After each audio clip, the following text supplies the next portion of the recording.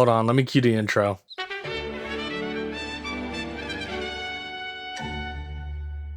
What's up, everybody? It's your boy BLG, and today we're going to be talking about the greatest show of all time. It's One Piece. Go ahead, grab your popcorn, sit back, because I got a lot to talk about. Let's go!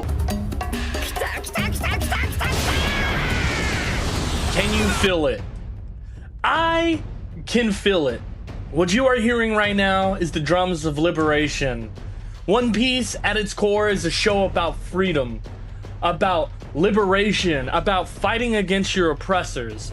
This is something that as a black man I can't get enough of, considering the lack of revolutionary content within the media sphere. But this is not a review. So I've been watching One Piece for the past 2 years, give or take, on and off again. I've finally caught up to One Piece, and I've been thinking about this video for a long time, just wanting to talk about the politics of One Piece and how a lot of One Piece actually correlates directly to our real world today. I also just want to silence any critics, people who say that One Piece isn't political, because literally, like, everything about One Piece is about revolutionary politics. Everything about One Piece is leftist revolutionary ideology, and I'm gonna break it down in this video and kind of give my thoughts on it overall. So first things first, I want to take it back to one of the first YouTube videos I ever done, which is talking about Hassan's take on One Piece. Just kind of want to go down through the bulletins of some of the things that Hassan had noted that I think is too much to be coincidence. First of all, Luffy is a terrorist. He's a freedom fighter in the most like honorable sense of the word. First point Hassan makes is that Luffy is a terrorist. He literally fights against an oppressive state. He fights against oppressive state violence, and he goes against the status quo. There's trans representation in that too. Second point Hassan makes is that there is trans representation. We see that with Bon Clay, Ivankov, who are all revolutionaries, and there's no doubt in my mind that these characters' inspirations come from LGBTQ plus revolutionaries who also helped within the civil rights era, but also just did a lot of liberatory action in general. Oda has talked about how Dragon's design was inspired in part by revolutionaries like Fidel Castro. Yeah. He has a Che Guevara photo in his office. I think Dragon's ship is literally the same name as Fidel Castro's ship. And Dragon having the same ship name as Fidel Castro's ship. All things that I find that aren't coincidences. And now we're gonna move on to the part of the video where I talk about other things that are just too on the nose to be coincidences that I've noticed within One Piece. And off rip, we see from like episode 1, Luffy freeing Zoro from his imprisonment after a deal he made with Morgan Axehand. This making Luffy like day one an abolitionist. And we see this all throughout One Piece, even rolling it back to a little later with Nami and Arlong Park. Luffy frees Nami from her enslavement to Arlong. How is this not political? He literally shares a birthday with Karl Marx. Moving on. Now I want to talk about the black insert in One Piece, which is obviously the Fishman.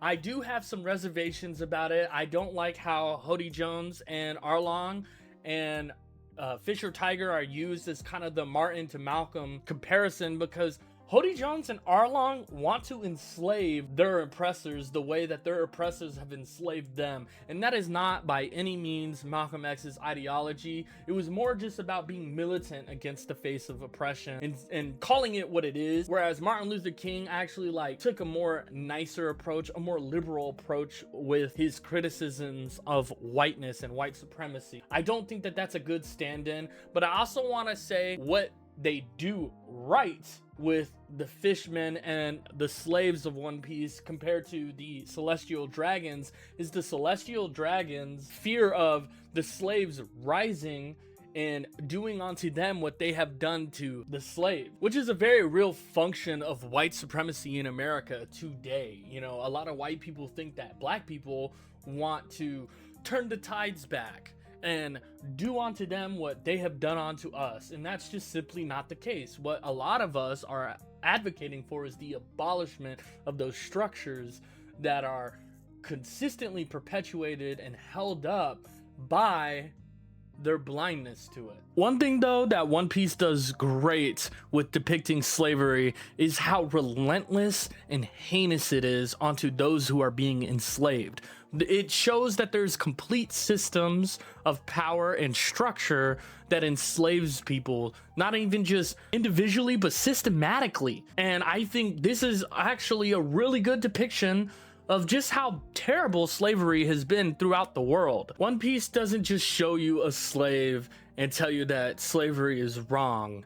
It gives you reason to absolutely hate slavery in all of its facets, even down to the subtle things that slavery perpetuates. It makes you hate how slavery completely removes agency from people who are naturally sovereign to land, to their own autonomy, to their own individuality. It makes you hate how it corrupts people's ideology, like as it shows with Arlong and Hody Jones' ideology, and it just absolutely shows you how deplorable it is. Moving on from One Piece's depiction of slavery and how accurate it is, I also want to talk about how One Piece depicts politics working on a global stage. And the best two arcs that I think that perfectly display this is Alabasta and Wano, showcasing how two capitalist societies can actually be working towards the benefit of an elite class while simultaneously controlling and extracting resources from people who need it the most. And in both story arcs, the people in power who are hoarding up all the resources for the benefit of themselves and the benefit of a higher class are people who aren't even indigenous to the land, that being Kaido and Crocodile. This perfectly mirrors our own world, and it mirrors American imperialism or just colonization in general. America's entire history is moving into foreign lands, colonizing that land, extracting wealth for the benefit of only a select few. And One Piece does this in a way where even a 3-year-old could understand it. It perfectly displays why imperialism and colonization is terrible, because it doesn't actually serve everybody, but only a select few. Which is why I say, if you are conservative, how the fuck do you watch this show and not realize you are the bad guys? Like in Wano, niggas were literally being starved by their government. How do you not see the parallels to our own world? Make it make sense to me. The starvation campaign in Wano is a perfect comparison to Israel refusing mutual aid assistance to Palestinians in Gaza. The world government controlling narratives as much as they can in Egghead is directly comparable to how the US right now is trying to control this false narrative about its involvement in Iran right now. Hell, even just the world government in One Piece labeling Luffy as a villain is like the same thing as America labeling Asada Shakur as a terrorist. The two things are literally like functions of the same thing, and it's crazy how people just don't see that shit. Now coming back full circle, the show is about freedom.